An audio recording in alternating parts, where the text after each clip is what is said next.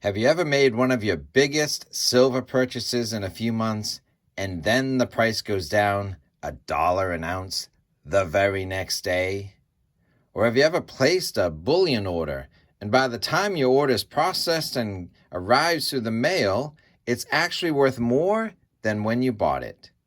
So what if I told you that I ordered 39 ounces of silver 10 days ago and that both of these things happened?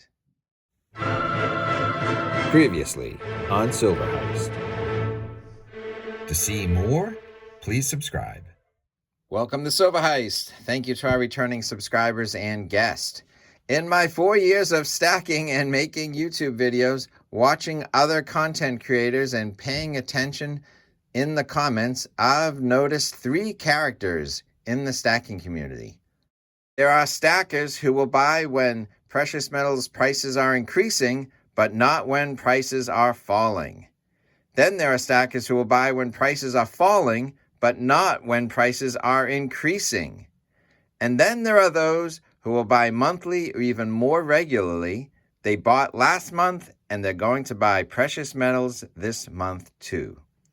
At some point, I have been all 3 of those characters. I'd like to think that I'm the third character, the guy who just buys regularly or monthly, regardless of price, but I think I've done all of the above.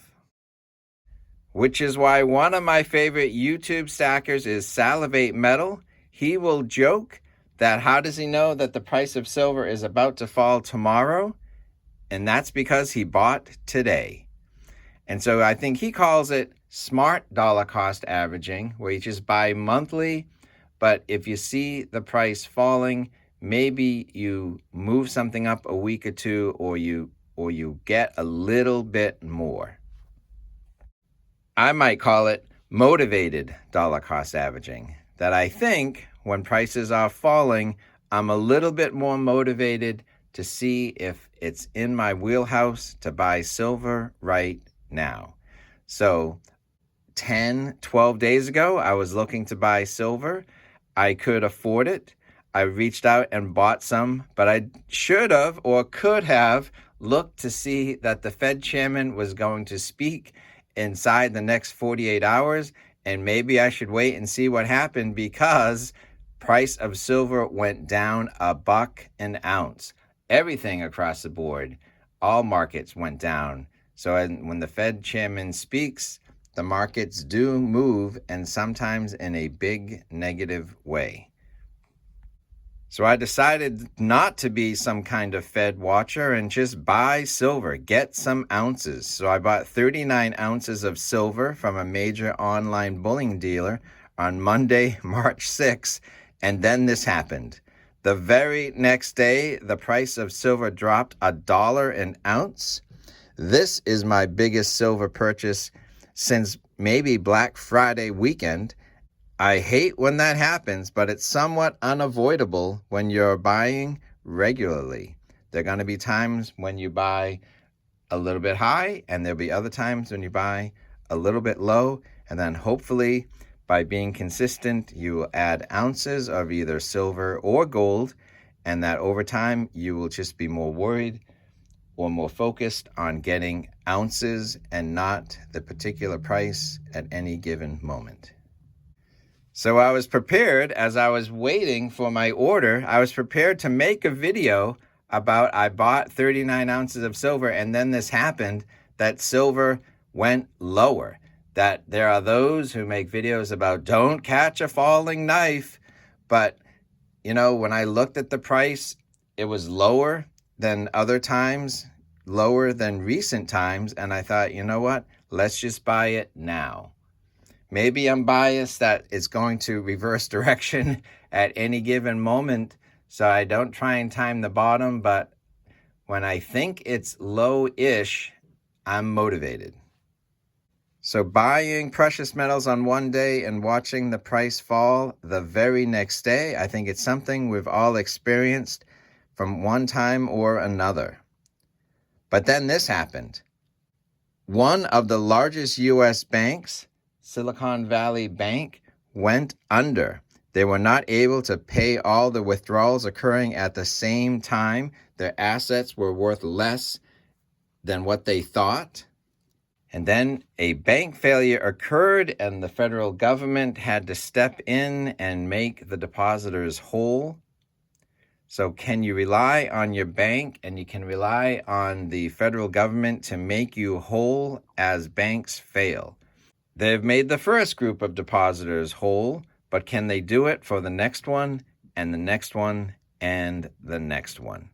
So far, there's been West Coast Bank failing, East Coast Bank failing, and now a Swiss bank is on the ropes and looking for assistance from their central bank and the banking industry in general. So can the banking industry in general hold up their own? Are the banks going to be bailed out time after time? Or is it just something not stable and it's just the system cannot hold?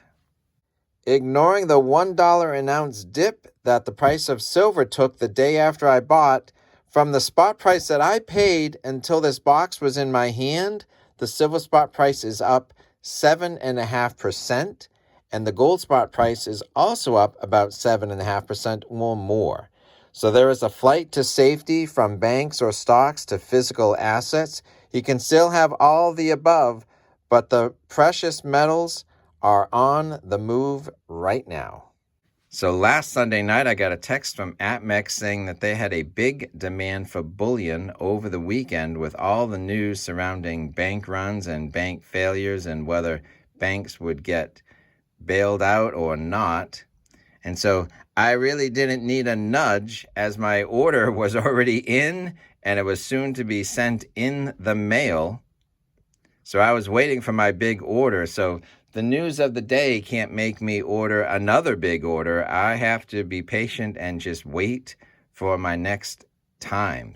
So that's my big takeaway from the big news is that I'm just a regular buyer and big news is going to happen or did happen or might happen in the future. But if I'm buying regularly, I am just buying. I'm adding ounces before the news, after the news.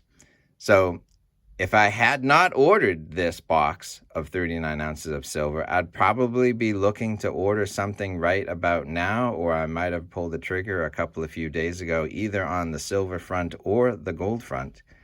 Now here's the best part of the video. What did I buy? What is in that box of 39 ounces of silver, and is there more in the box than that?